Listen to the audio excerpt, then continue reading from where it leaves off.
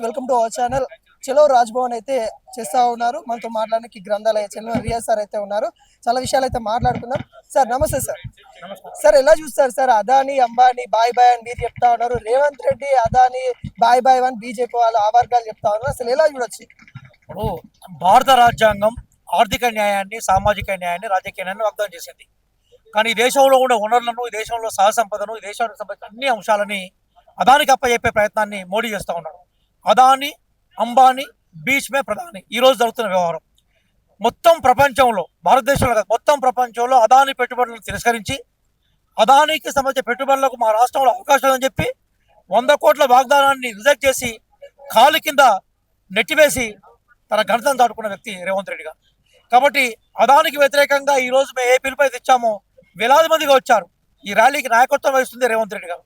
కాబట్టి బీజేపీకి, బీఆర్ఎస్కి గ్రౌండ్ పోయింది అక్కడ. ఎందుకంటే వాళ్ళు ఈ దేశంలో రాజ్యాంగ విలువలకు వ్యతిరేకంగా పనిచేస్తూ ఉన్నారు, పేదలకు వ్యతిరేకంగా పనిచేస్తూ ఉన్నారు. ఈ దేశంలో ఆర్థిక సంపద కొద్దిమంది చేతుల్లో ఉండాలని ప్రయత్నం చేస్తూ ఉన్నారు. మేము ఈ దేశంలో ఆర్థిక సంపద అందరికీ చెందాలని చెప్తున్నాం. మేము ఈ దేశంలో వనరులు అందరూ అని చెప్తున్నాం. కాబట్టి మాకు బీజేపీకి మధ్య ఐడియాలజికల్ వార్ నడుస్తూ ఉన్నది ఇప్పుడు. కాబట్టి రేవంత్ రెడ్డి గారు మా రాష్ట్రానికి ముఖ్యమంత్రి, అంతకుముందు వారు పిసిసి ప్రెసిడెంట్, ఈ రోజు మొత్తం తెలంగాణ రాష్ట్రాన్ని భారతదేశంలో ఆదర్శంగా నిలబెడుతున్న వ్యక్తి. అదానికి సంబంధించిన ఏదైతే పెట్టుబడులున్నాయో దాన్ని మనకి టిష్యూ పేపర్ ఇడిసేసినట్టుగా బయటికి విసిరేసిన వ్యక్తి. కాబట్టి రేవంత్ రెడ్డి గారి మీద ఆరోపణలు చేయడం అంటే ఆకాశం మీద ఉమ్మి వేయడమే. మరి బీఆర్ఎస్కి, బీజేపీ చెప్తున్నాం. మీరు టిష్యూ పేపర్ అంటారు, బీఆర్ఎస్ ఏమంటారు? మేము ప్రశ్నించడం వల్లనే ఆ 100 కోట్లు వెనుకకి ఇచ్చారని అంటా ఉన్నారు. ఎలా ఇక్కడే ప్రశ్న అడుగుతున్నాను, అదాన్ని ప్రశ్నించే సాహసం ఎప్పుడన్నా బీఆర్ఎస్ చేసేదాండి? మొట్టమొదటిసారిగా అదానికి సంబంధించిన ప్రైవేట్ హెలికాప్టర్ లో ప్రయాణం చేసేది కేసీఆర్ కాదా? అదానితోటి కొంచెం కోట్ వేసుకొని, సూట్ వేసుకొని, టై కట్టుకొని ఫోటో దిగింది కేటీఆర్ కాదా? ఈ రోజు వాళ్ళు గతాన్ని మర్చివేసి, గురువింద కింద కింద మొత్తం నల్లగా ఉంటా ఉంటది, గతాన్ని మర్చివేసి ఏదో బోధించే ప్రయత్నం చేస్తా ఉన్నారు. ఎన్ని మాట్లాడినా ప్రజలు బీఆర్ఎస్ వాదన వినే అవకాశం లేదు. ఈ రోజు మొట్టమొదటిసారిగా తెలంగాణ రాష్ట్రంలోకి, హైదరాబాద్ లోకి అదాన్ని ఆహ్వానించిందే బీఆర్ఎస్ వాళ్ళు కదా. ఈ రోజు నిస్సగ్గా, సిగ్గు లేకుండా మాట్లాడితే వాళ్ళు అబద్ధాలు చెప్పే ప్రయత్నం చేస్తున్నారు. అబద్ధాలు కూడా అతికినట్టు ఉండాలి. వాళ్ళకే సాక్ష్యాలు ఉన్నాయి కదా, వాళ్ళే కదా మొట్టమొదటిసారి చేసింది. మేం అదాని పెట్టుబడులను రిజెక్ట్ చేశాం, వాళ్ళు అదాని పెట్టుబడులను ఆహ్వానించారు. మరి బీఆర్ఎస్కి అర్హత లేదు. ఇక బీజేపీ అంటే బీజేపీ అదాని ఒకటే కదా, రెండు వేరు కాదు కదా.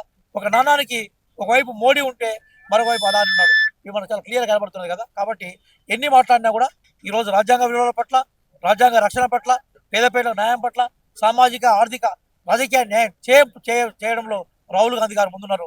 రాహుల్ గాంధీ గారి మాటే మా బాటగా మేము పయనిస్తాం. ఇంకోటి, మణిపూర్ ఘటనల విషయాన్ని కూడా మీరు మాట్లాడుతూ ఉన్నారు. అక్కడికి నరేంద్ర మోడీ గారు ఎందుకు వెళ్ళలేదని కూడా అడుగుతా ఉన్నారు.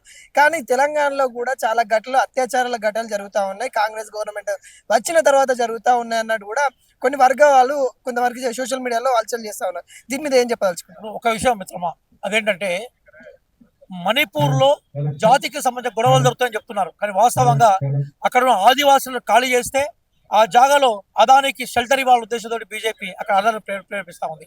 ప్రధానమంత్రికి దేశంలో ఉండే ప్రజలందరూ అన్నదమ్ముల్లాగా ఉండాలి, కన్నబిడ్డల్లాగా ఉండాలి కదా.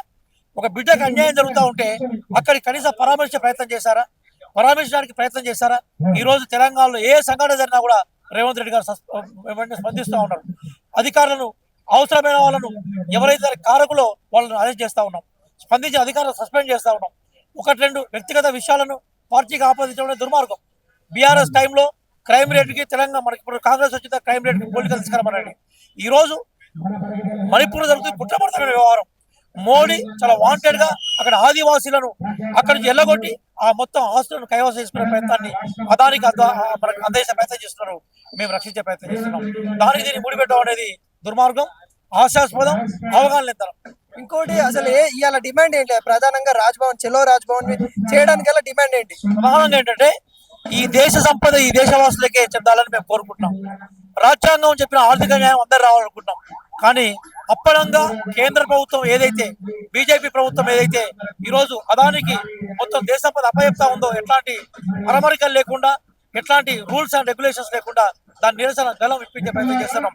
ఈరోజు మొత్తం భారతదేశంలో గల్లీల నుంచి ఢిల్లీ దాకా లక్షలాది మంది, కోట్లాది మంది రోడ్ల మీదకి వస్తున్నారు. ఈరోజు మనం నిరసన వ్యక్తం చేయడం. రెండవ విషయం ఏంటంటే మణిపూర్ లో అన్నదమ్ముల్లాగా నివసించే ప్రజలని రక్షించాలి. ప్రధానమంత్రి తక్షణమే మణిపూర్ కూడా వెళ్ళి బాధితులను రక్షించాలని, బాధితులకు భరోసా ఇవ్వాలని డిమాండ్ తోటి ఈ రోజు లక్షలాదిగా దేశవ్యాప్తంగా కదిలాం. ఇది మా ప్రధానమైన డిమాండ్. ఆ నిరసన వ్యక్తం చేయడం కోసమే ప్రజాస్వామ్య రూపాన్ని కాంగ్రెస్ పార్టీగా మేము తీసుకున్నాం.